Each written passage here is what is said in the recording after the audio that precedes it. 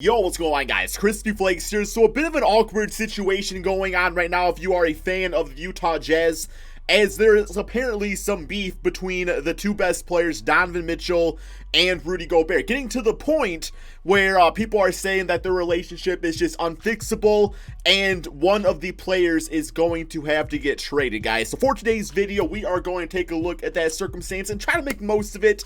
And man, as always, try to win a championship for the team at hand, right, guys? But before we get going on this video, before I start explaining my side of things, I need you guys to do me a quick favor, man. Show that crispy support and drop a like on this video, guys. The goal is always 1,000 likes. And also, man, I have a subscriber goal today. I want to get 400 brand new subscribers. So if you're one of the 52% of people that watch my videos that are not subscribed, if you can please hit it, guys. It really does help grow the channel, especially right now with the NBA season being shut down, guys. Us NBA YouTubers need you guys' support more so than ever. Thank you guys all so much for that. Okay, so let me explain myself first. First and foremost, I am on team trade Rudy Gobert. Rudy Gobert is a great center, one of the best in the NBA. His defense is top notch, but I don't think to win a championship you need that type of player anymore. You don't really need a great center, man. You can get by with like a JaVale McGee or a Kevon Looney or somebody like that, you know what I'm saying? As opposed to having just a high caliber scoring guard like Donovan Mitchell that can make plays for his team, be a number one option. That's so much more important. But for this video, what we are going to be doing is looking at the side of actually trading away Donovan Mitchell, because about a month ago when the NBA season was suspended, I actually did a rebuild of trading away Rudy Gobert. So if you want to check out that video, man, go look at that one right there. It was a lot of fun to do, but this is just kind of a new circumstance, something that has come up. So as far as trade value, what type of trade value? This is where it gets really sensitive, because you got Jazz fans out there that is going to want an all-star / superstar player back, for their guy.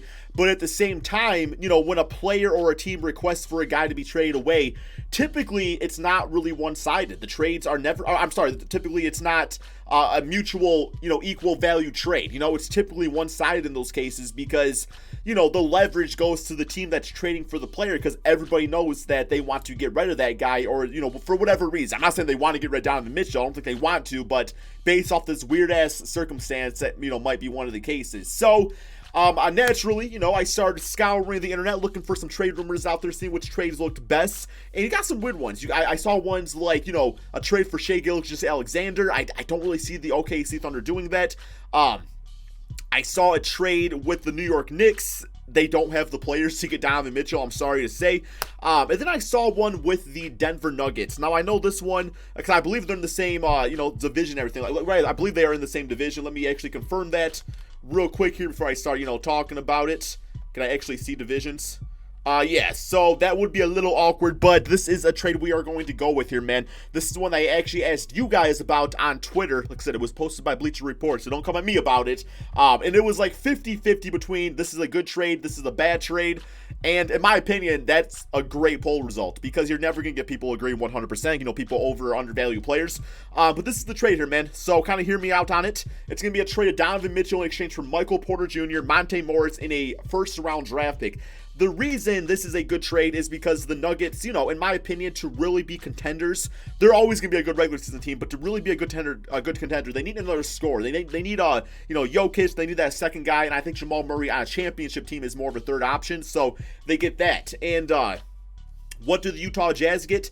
Well, for one, they get Michael Porter Jr. Now, I know this guy has had back issues. He hasn't really played a ton of NBA games, but the minutes he has played have been very meaningful. He looks really good out there. Definitely could have a very high ceiling as a superstar in the NBA. So they get some promise there. Of course, it's taken on some risk by losing a guy that's already gotten Donovan Mitchell, but, you get a good young player out of it. You get Monte Morris, who just last season actually was, in my opinion, one of the top three, best backup point guards in the NBA. Mike Conley's not exactly working out, so Monte Morris, a guy that can shoot the three ball, get his teammates involved, could be very nice out there, and they also get a first-round draft pick out of it. You also have to look at it to the extension of Donovan Mitchell is still on a rookie deal. So you can't just go out there and trade for some superstar. It's not like a supermax contract. It would not work out that way. So, based off your guys' thoughts and just, I think I would rather have Donovan Mitchell, but I understand what Michael Porter Jr. could be. But I'm more of a guy that's like, hey, this is what somebody is. I want to go with more of the sure thing. But in this weird-ass circumstance, it's like, Because you can also look at maybe trades with the Bulls for like a Zach LaVine and then like a draft pick or something like that. But I thought this one was kind of interesting to do. So this is what we are going to be doing for the rebuild today. Sorry I ranted so much, guys. I just really want to get my thoughts and opinions out about this and everything. So yeah, this is the team we are going to look at. And maybe I'll do a Donovan Mitchell Denver Nuggets rebuild. Maybe. If this video gets to 3,000 likes, I'll do that. I don't think it will get to 3,000 likes, but if it does, Donovan Mitchell, Denver Nuggets rebuild, okay? So we are looking at a team of Rudy Gobert that the team decided to choose over Donovan Mitchell, Bogdanovich, you got Michael Porter now at the small forward position. Let's kind of look at what he's all about here, man. He's got, 75 dunk, 88 three-point shot.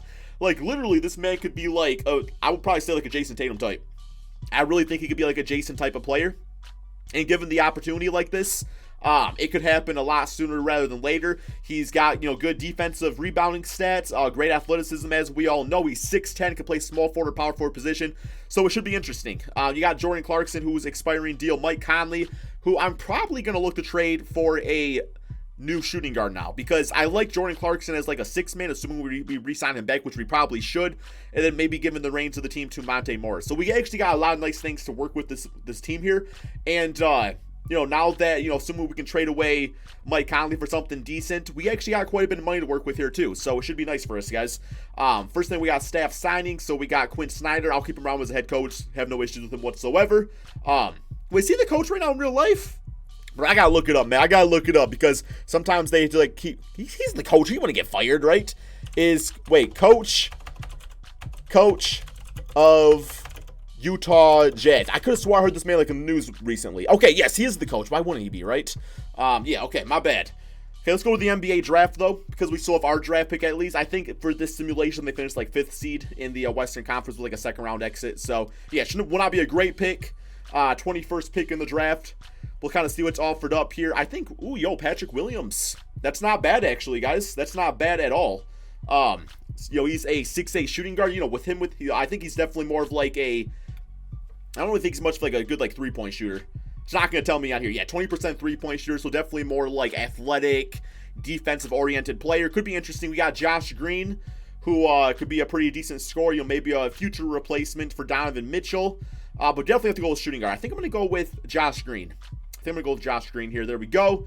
So we got him drafted to the team from Arizona. 6'6" player. Should be great. 74 overall. Probably will not play this season for us, but we'll see. Nigel Williams-Goss, bring him back. I thought that was Jordan Morgan from Michigan, bro. I've not seen him around in a long time. He now looked like an NBA player when I watched him in college. Okay, these guys, definitely got to bring back Royce O'Neal. Can be a very solid 3-and-D player going forward for us.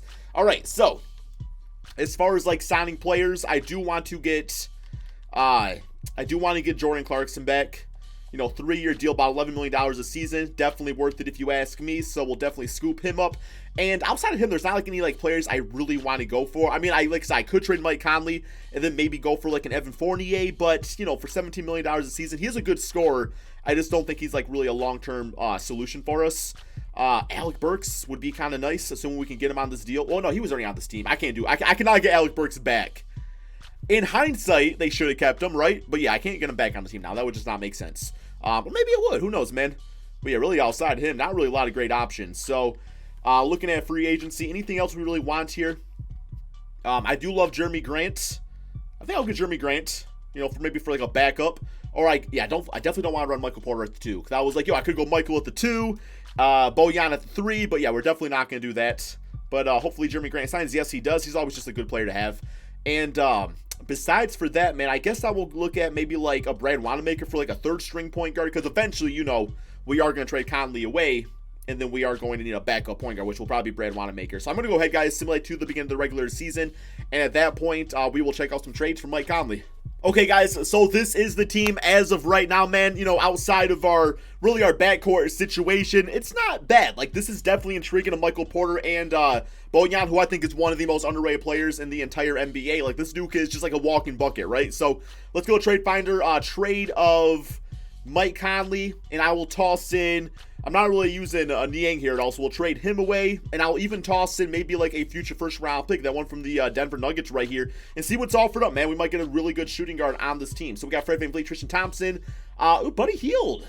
You know what? Wow, that is actually a really good trade. I mean, Buddy Hield's looking to get out. The Kings, I don't really know what their situation is, but based off of this, they get an expiring contract in the first round pick, so that's good for them going to free agency. But Buddy Hield instantly, man, would be absolutely amazing with him with Monte Morris in the backcourt. We also get Rashawn Holmes off the bench. I like that trade a lot. Here we got Malcolm Brogdon, Oladipo. I don't really see the Pacers doing that. And we got Derrick Rose, Blake Griffin. I mean, you know, the Jazz already cut Derrick Rose. So, yeah, we got Kelly and Ricky. Yeah, I'm going to do this trade right here, man. Buddy Hield. That is a fantastic trade. I think he instantly fits in with the rest of the squad. So, there we go. We'll get this switched up, and we are going to go with Bojan right there. Holmes will be an amazing backup center for Rudy Gobert. That should be great. And, yeah, we don't really have, like, a good backup point guard now. Yeah, I thought I got, what's his name? Bro, didn't I get somebody for a backup point guard? I don't know. They're on my team currently, but that's okay. Jordan Clarkson can play backup point guard if needed. And also, Joe Ingles can handle the basketball, so no issues with that whatsoever. But yeah, man, I'm going to get my minutes all divvied up here, and this is the team we are going with. It's got a really good, just like, scores mentality. I think it's really just a solid team for Michael Porter Jr. to really, you know, dive all into and hopefully become a superstar player, guys. Let's go ahead and simulate this NBA season and see what happens. Okay, guys, so the Utah Jazz barely even skipped a beat, a record of 51-30, which just goes, you know, with good coaching and good players and rotations and just like a willingness to win games, really anything can happen. But at the same time, this is 2K20, and who knows, maybe Michael Porter just like, you know, his first season as like a real big time leader, maybe it doesn't go as this, you know, this well. But we got Giannis's MVP, LaMelo Ball Rookie of the Year, Nurkic 6-man defense player Kawhi Leonard, Monte Morris actually got the most improved player award at 15 points, 8 assists per game. Played really solid basketball. We got Lloyd Pierce as coach of the year. All-NBA first, All-NBA second, All-NBA third, looking like that. So, I don't know, maybe it wasn't even Michael Porter. Maybe it was Monte Morris' team, right? But we are the 3rd seed in the Western Conference. Let's go with the player stats on the season, see what's going on here. So, Buddy Hield, leading scorer at 20 points, 6 rebounds, 5 assists. Not going to lie, I actually completely forgot that I traded for him on the team. And then Michael Porter's first season, 18 points. Or not really, well, his first season with the Jazz. 8 rebounds. 1 assist, about 1 steal, 1 block per game. At the age of 22, now an 83 overall player. Shot about 39% from 3, 44 overall field goal percentage. Very nice. Bojan at 18 points per game. Monte Morris, no his stat line. Bench unit was great. Jordan Clarkson was great. And then we got Rudy Gobert at 10, 13, and 2 blocks. Of course, you know, playing that defense out there, no doubt. And yeah, man, this team is turning out really nicely. Like, I don't think we're good enough to win the championship this year. But, you know, if we can keep all this team together and Michael Porter continues to really just go up more as a player, him and Monte Morris, who knows what next season can hold here, guys. So first round, we got the Dallas Mavericks. Or maybe we just win all right here, and that's just, you know, the magic of 2K, right? But no, I typically, you know, I usually don't win in the first season. If I do, it's usually luck. But we do get the Dallas Mavericks, 4-1 closeout game, 26-13 from Michael Porter Jr., on 6 for 10 from 3. Jordan Clarkson at 20 points. Double-double for Holmes. Also knocking down a 3-point shot.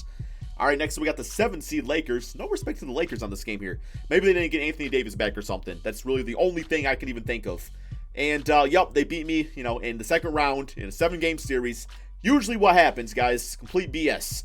And yeah, they still got AD and LeBron James. How the hell is this team a 7th seed? I don't understand that whatsoever. But, hey, it's all good, man. You know, the fact that we took the Lakers to a game 7 despite being a higher seed, I still think, you know, there's a lot of good things going on with this team. We got the Nets winning it all. Kyrie Irving, your finals MVP. All right, let's get to this offseason. I'm really excited about this one because we have, like, the core intact. Now it's just about, you know, continuing to build on that. All right, so I think Quinn Snyder is, yeah, he's still got 1 year left on his contract. I still don't plan on getting rid of him. I mean, part of me does want to get a coach that has a bit better offense because we got so many good offensive pieces. But at the same time, you know, I respect what he does defensively. But I mean, Frank Vogel's just like chilling there too. Man, he's just chilling there, guys. Maybe Jason Kidd's ready to take over as the coach for the Lakers. You know what? I'm sorry, Quinn. You got a defense, what is it, like specialty, and it's like a 2-star system for me. So Frank Vogel, we're giving you an offer, man. It's gonna be a big one. And there we go. Okay, we got Frank Vogel as coach. Sorry, Lakers, but hey, you beat us, but took a coach. Just how it goes, man. That's how the cookie crumbles sometimes. All right, not gonna worry too much about the NBA draft. Not too concerned about this video, as we do have the 26th pick. We get Matthew Hurt, who I think is, yeah, he's like a stretch big, kind of like a TJ Leaf. It's probably how he played probably in college the most, right? 7th overall player. Don't really need him. Let him walk away. So Michael Porter back. Nigel, we'll get him back. Mai Oni, yeah, we'll let you walk away. You're only a 70 overall player. Qualifying offers, Royce and Tony Bradley. Both were not really in the rotation. Although Holmes is probably going to want some money, so I'm okay with, Tony Bradley just being like our new player on the team. All right, so as far as getting some guys on the team here, let's make sure we get all of our bird rights taken care of. Yes, Rudy Gobert's got a contract due. Monte Morris. Yeah, all those guys. So I do got to get Rudy Gobert back. He's probably going to want like a near max contract, unfortunately. But hey, that's the choice that they decided on, right? Was getting him on the team. So there we go. Let's get both those guys on the squad. Ideally, I would love if we were able to get if we were able to get Gordon Hayward back on this team. I don't think we're gonna have money to do so, but we are gonna check just out of curiosity. Yeah, we definitely don't have enough money to do that. As far as getting other players, I was talking about a better backup point guard. We currently have Jordan Clarkson doing that, but I might just run Jordan Clarkson at point guard anyway, because now we have Josh Green for a backup shooting guard. So yeah, we should be fine there. I'm going to throw Tony Bradley the contract, just to make sure we get him back on the team. I don't want to really lose out on him. And, yeah, man, not really a lot of big-time changes. I think our team's good enough to the point where we don't need to make a lot of changes. Like, we just have to continue to develop as a team, as a unit. So, I am going to go ahead, though, and simulate to the beginning of the regular season and get my rotations all locked down. Okay, guys, here is the team going into the final season of the rebuild. We got Monte Morris, Buddy Hield in the backcourt. I actually switched around positions for Bojan and also Michael Porter. Michael Porter's a bit taller, a lot more athletic, so I just kind of trust him more kind of handling the power forwards out there. So we got that going for us. We got Rudy Gobert at center. Bench, we got Jordan Clarkson as backup point guard. Josh Green, now is a 7'9" overall rookie, essentially. Couldn't play at all for us last season. For backup shooting guard, Jeremy Grant and Tony Bradley. So yeah, man, I really do think, we got to the Game 7 in the second round last year against the Lakers. I don't see why we couldn't at least get to the Western Conference Finals this season. System proficiency, we got a new head coach with Frank Vogel at a 3.5-star system. So yeah, let's go ahead, guys, and simulate this NBA season and see just how good this Utah Jazz team can do. Okay, so a little bit disappointed with the final record for this rebuild here, guys. 52-29, definitely not bad. I'm not like complaining about it, although I guess I kind of am. I was just hoping that they would go a little step farther, maybe like a 57 win team or something like that. But that's pretty difficult to do, and that's actually a pretty large jump, just for 2 seasons anyway. So 53-29 is our final record. There's all the stats for you guys. See, we actually got Tyrese Halliburton as the most improved player. We got All-NBA first, All-NBA second, and All-NBA third looking like this. I do actually want to go ahead, too, and see how Donovan Mitchell is doing on the Denver Nuggets. They are the first seed, so probably pretty damn good. Ooh, we are the second seed. That could be, man, I'm hoping that's the Western Conference matchup. That would be absolutely awesome. But let's go with the player stats on the season. So Buddy Hield, 20 points, 5 rebounds, 5 assists per game. Michael Porter at about 20 points, 8 rebounds per game. Bojan at the small forward position at 17 a game. Monte Morris, still getting it done, 14 and 8. Jordan Clarkson playing great. Also, Gobert with his stat line that he does. So, we got Nick Stauskas back, bro. I love Nick Stauskas. Okay. Yeah, let's go ahead, though, and see how the Nuggets are doing over here. Donovan Mitchell, 24 points. He ain't playing as good as the Utah Jazz days. Let's just point that out. I know he's actually playing about as good, which kind of goes to show, has Donovan Mitchell might have already hit his ceiling. So does that mean that Michael Porter potentially could have a higher ceiling than Donovan Mitchell? You guys let me know in the comment section below. But yeah, let's definitely get to these playoffs, simulate rounds, see how this goes for us over here in Minnesota in the first round. Do not lose in the first round, guys. Oh my God. Oh, do not lose in the first round, guys. 2-2, 3-2. We're going to lose in the first. Yeah, okay. Wow. I have never lost so many first round series in NBA 2K history, guys, as much as I do on 2K20. It's to the point where I can't even get mad anymore. It just happens so freaking often. Yo, who is this? Oh, Bogdan. Bogdan and Bojan. Okay, well, Bogdan got the best of Bojan. 6 for 16 shooting so many times, bro. But yeah, guys, okay. So, Nuggets also lost in the first round. So, I guess, hey, it is what it is. So, obviously when we do these rebuilds, it's nice to win a championship, but that's not really the total point of the rebuild. The total point is to see, is the team in a good situation? Is the team in a better situation than when we started? And in my honest opinion, we are in a good situation. Buddy Hield's great. Michael Porter could be a superstar, already an 87 overall player. But at the same time, Michael Porter very well could have continuing back issues throughout his NBA career. We don't really know, man. He might not become the superstar all-star player that we think he possibly could be. Meanwhile, Donovan Mitchell is already a sure thing. So you just don't really know. But at the same time, it's kind of an awkward situation to begin with the Utah Jazz's situation. So sometimes it's about taking a really bad situation and at least making the most of it. And I think this trade definitely does get that done, assuming they don't get equal value, which is very tough to do in these type of situations. But regardless, hope you guys did enjoy this video. Quick note that I probably should have said in the beginning, I have been live streaming a little bit on my second channel, Extra Crispy, so guys, go subscribe to that channel, link in the description below if you do want to catch live streams. Thank you all so much for watching, and peace out, my friends.